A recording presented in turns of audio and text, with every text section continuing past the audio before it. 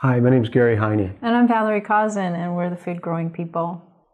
We're here today to talk about worms. We love worms. Yeah. They do such great work. Yeah, and there's nothing better for your garden than worm poop.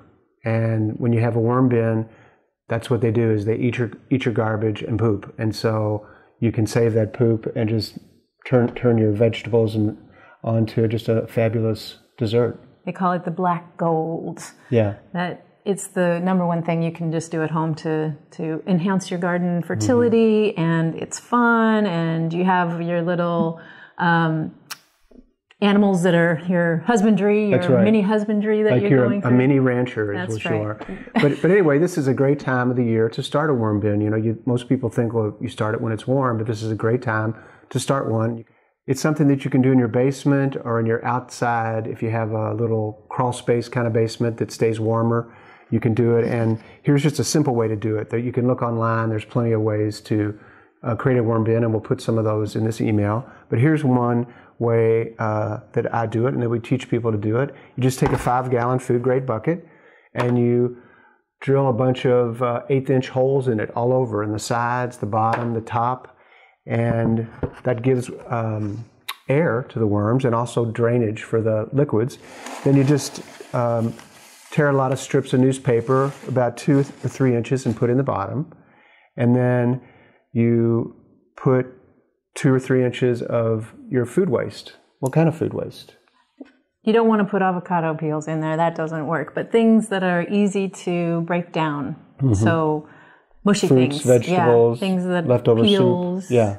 banana peels. Yeah, no meat products or dairy products, because being inside, they might smell a little bit. Yeah, right.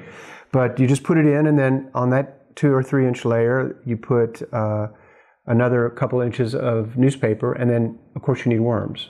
And we're going to have a link in this email that tells you where you can get worms online. But another great way is also get them locally. Maybe you know someone who's has a worm bin. They can just give you a handful of worms, or you can ask your Facebook friends, or there might be meetups, permaculture meetups, or food growing meetups in your community where you can ask if anybody has some worms. Usually there's somebody that has some they can lend you, and you just put them in there.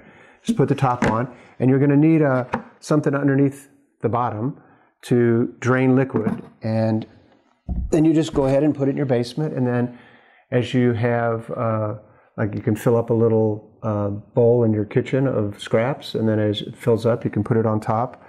And you want to make sure that you are putting it in there at the rate that your worms can eat it, because you don't want to suffocate them, make them too hot, all those things. So it's an experiment like everything.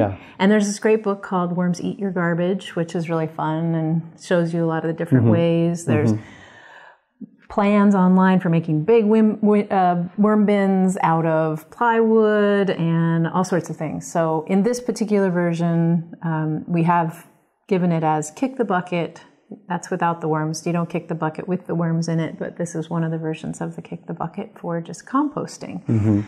So it's fun. It's great to get started. There's also versions you can use under your sink in the kitchen. It's so cool. There's so many ways to do it. But the kick the bucket, that's really for when you have this outside. And you're making compost. Exactly. Don't do that inside. Don't do it in your basement. You may just, or in your living room. Yeah, right. It's not gonna be pretty. But it's easier than you think, and you just let the worms take the lead. And as they eat it, you can see they're eating it. The food is disappearing. You see them wiggling on the top. Then you know it's time for more. And you have the black gold.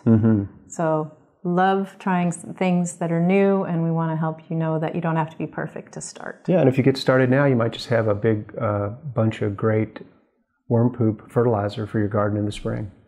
Thanks for listening. See you next time.